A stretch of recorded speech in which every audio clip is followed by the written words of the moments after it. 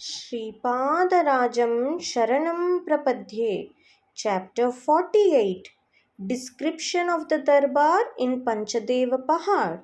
How Sripada addresses men and women. Sripada generally used to hold Darbar in Panchadeva Pahad on every Thursday. He used to walk over the waters of the Krishna river. Wherever he put his foot on the water, a lotus would appear there. It is beyond human imagination as to how wooden sandals stood on a lotus. Not only that, walking on water is a miracle. For some time, it is used to be a wonder to the onlookers. After some time, it was considered as a proverbial activity. When Sripada arrived at the other bank of the Krishna river, his devotees were cordially inviting him. The darbar used to continue till the evening. After that, when he was crossing the Krishna river, he used to walk on the lotus flowers that emerged from the water in the morning as his steps. Then all devotees used to bid farewell. During the nights, he used to be in Kurungadda alone. Every Friday, he used to give turmeric bits to the girls who wanted to be married and to the ladies who desired an auspicious married life. He used to address elderly ladies as Amma Sumati. Amma means mother. Sometimes he used to address them as Amma Anasuyamma. He was addressing women younger than him as Amma Vasavi, or Amma Sri Vidyadhara, or Amma Radha, or Amma Surekha. He used to call elders who were of the age of his father as Ayya or Naina. He used to call young boys as Ore Abbi or Bangaru. He used to address those who were of the age of his grandfather as Tata. In the case of such elderly ladies, he used to fondly call them as Amamma. The daily program of Sripada and his Darbar. He used to hold the Friday Darbar sometimes in Kurungadda and sometimes in Panchadeva Pahad. In the same way, the Darbar on Thursday was held either in Kurungadda or in Panchadeva Pahad. It depended on his liking. During the Darbar on Sunday, he used to deliver a lecture on the esoteric yogic Vidya. After that, he used to inquire about the welfare of the visitors. He used to patiently hear their difficulties and grant assurances. In the Monday Darbar, he used to tell episodes from the Puranas. After the discourse, he used to inquire about the welfare of the devotees. In the Tuesday Darbar, he used to teach about Upanishads. After the teaching, he used to listen to individual problems and suggesting solutions, and in the same manner, granting them assurance. In the Wednesday Darbar, he used to explain the Vedas and the meaning of the Vedas. Afterwards, he used to patiently hear the voice of devotees and used to grant assurances. In the Thursday Darbar, he used to explain about Guru Tattva, principle or nature of the Guru.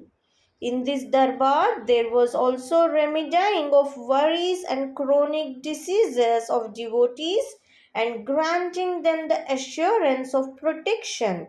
On the day, the meals used to be specially prepared and served to all people. When love for devotees swelled in him, he used to personally serve food to them. For some fortunate people, he used to personally feed them. For some people who were very shy, he used to forcibly push food into their mouths and make them eat. He said that his treasure was always full and that there would never be dearth of money or food. In the Friday Darbar, he used to teach about Sri Vidya. He used to invariably distribute turmeric bits. In the Darbar on Saturday, he used to teach about the greatness of the worship of Shiva. Those who saw the Darbar of Sripada were indeed fortunate. Devotees used to bring rice, vegetables, jowar, and ragi grains. Every day there used to be a feast of food. But on Thursdays, special preparations used to be made. Some sweet used to be prepared and distributed to the devotees. The heart of Sripada was very tender. If anyone with troubles come to the Darbar, he used to go out happily after the redressal of those troubles. Sripada used to say that if the Sri Datta Purana is read, his grace would surely be granted. The love of Sripada is that of millions of mothers. He used to not allow anybody to stay in Kurungadda during nights, but he permitted the old sannyasi who came with me to stay for some days. At times, I was asked to stay in Kurungadda during the night. He told the old sannyasi to go to Kashi to live and leave the body there only. My duty was to clean the cooking utensils, to prepare meals, and to look after the comforts of devotees. Meals should be provided at any time to visitors of the Darbar. If someone said that he had already eaten, he would insist on eating again as it was prasad. If I said that the food was insufficient and that the guests were more in number, he used to sprinkle the water from his kamandalu on the food items. The items of food used to become inexhaustible. It happened like that many times. During night times, celestials used to come in aircrafts to Kurungadda and worship the great Guru. They used to go back after obtaining his blessings.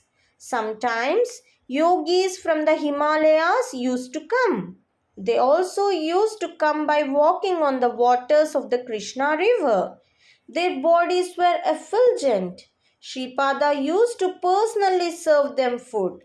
The meal of Sripada consisted only of a fistful of cooked rice grains.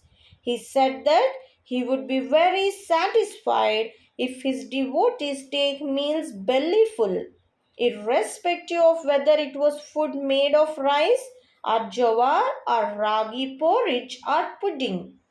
A washerman named Ravidas had the great fortune of washing the clothes of Sri Charan. Even after having his darshan, if someone had not discarded his bad habits, he would get strange problems. To remove them, he would have to come to Sripada again. Sripada used to tell that obsequious ceremonies should be compulsorily performed for the departed elders. He said that all the 18 caste were his children, that he had no partiality for anyone, and that he grants results according to the dharma karmas followed by people. He used to also remark that the great opportunity available that day would not be available again and that he would behave strictly in the ensuing incarnation. He used to also observe that his darshan would be available as a result of the merit earned in many births, and that the good opportunity available should be utilized, or else one would get the darshan of a Sadguru only after many births.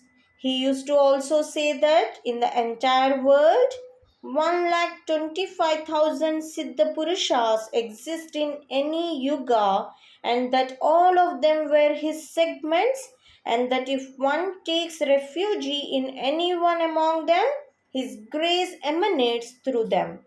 He also added that he is the support for all creation and by his will only creation, sustenance, and liquidation of creation happens. Sripada used to say, if you salute your Guru, he salutes his Guru, and in this way all these salutations will reach me only, being the first Guru. If gods become angry, the Guru will protect. But if the Guru becomes angry, there is none to protect. He further remarked that benefits of this and the other worlds would be gained by those who worship him, and that no one should be hated in the creation, and that when we hate anyone, it will also reach him. He also averred that if he wishes to grace, he will not notice even the merits and demerits, but that one should have sattvic qualities in him to get his grace. While performing activities, one should chant the name of God in the heart. It was also remarked that Kurungadda is a supreme sacred kshetra, and that in Ishvara there is an awakened one, and the deities, sages, and great persons live there in disguise without being seen by people. There is a suitable place for everyone. He asserted that God's name should be retained in the heart at all times while discharging duties, and that those duties should be in accordance with dharma. He also observed that on getting his darshan, that all the great sins would be removed, and that if one follows pious activities, it would then be possible to derive auspicious results. Let us follow the divine sayings of Sripada in our life and be redeemed. Sripada Rajam Sharanam Prapadhe.